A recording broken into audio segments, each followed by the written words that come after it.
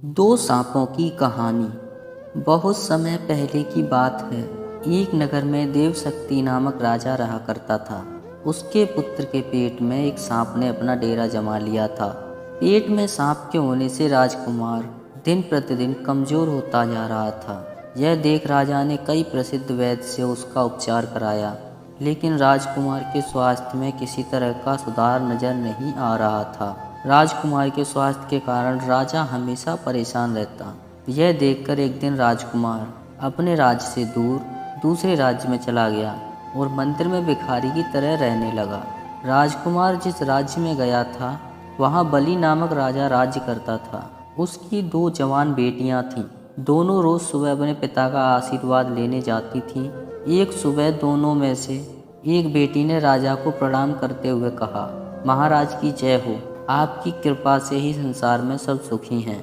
वहीं दूसरी बेटी ने कहा, महाराज, ईश्वर आपको आपके कर्मों का फल दे। यह सुनकर राजा क्रोधित हो जाता है और मंत्रियों को आदेश देता है, कठोर शब्द बोलने वाली इस लड़की की शादी किसी गरीब लड़के के साथ कर दो, ताकि यह अपने कर्मों का फल स्वयं चख ले। राजा के आदेश के चलते मंत्री मंदिर के पास बैठे भिखारी से उसकी शादी कर देते हैं। वह भिखारी वही राजकुमार था जिसके पेट में सांप ने डेरा बना रखा था। राजकुमारी उसे ही अपना पति मानकर सेवा करने लगती है। कुछ दिन बाद दोनों मंदिर छोड़कर दूसरे देश की यात्रा पर निकल जाते हैं, क्योंकि दोनों मंदिर में रहना सही नहीं समझते थे। सफ़र के दौरान रास्ते में राजकुमार थक जाता है और एक पेड़ के नीचे विश्राम करने लगता है। राजकुमारी पास के गांव में भोजन लाने के लिए चली जाती है। जब वह वापस आती है तो सोए हुए पति के मुंह से एक सांप को निकलते हुए देखती है। साथ ही पास के एक बिल से भी सांप निकलता है। दोनों सांप बात करने लगते हैं, जिसे छिपकर राजकुमारी सुन लेती है। एक सांप कहता है, तुम इस राजकुमार के पेट में रहकर इसे तकलीफ क्यों दे रहे हो? साथ ही तुम खुद के जीवन को भी खतरे में डाल रहे हो। अगर किसी ने राजकुमार को जीरा और सरसों का सूप पिला दिया तो तुम्हारी मृत्यु हो जाएगी। फिर राजकुमार के मुंह से निकला सांप कहता है, तुम इस बिल में रखे सोने के घड़ों की रक्षा क्यों करते हो, जो तुम्हारे किसी काम का नहीं है?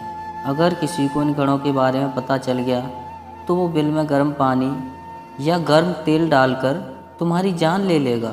थोड़ी देर बाद दोनों सांप अपनी अपनी जगह वापस चले जाते हैं, लेकिन राजकुमारी दोनों सांपों के रहस्य को जान चुकी थी।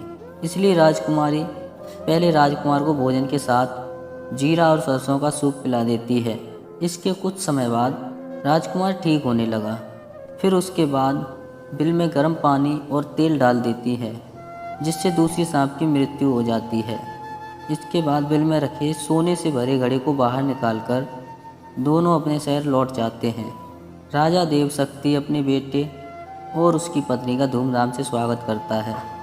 इस कहानी से हमें यह सीख मिलती है कि अगर कोई किसी का बुरा सोचता है तो उसका भी बुरा होना तय है। सांप ने राजकुमार का बुरा सोचा तो उल्टा उसका बुरा हुआ।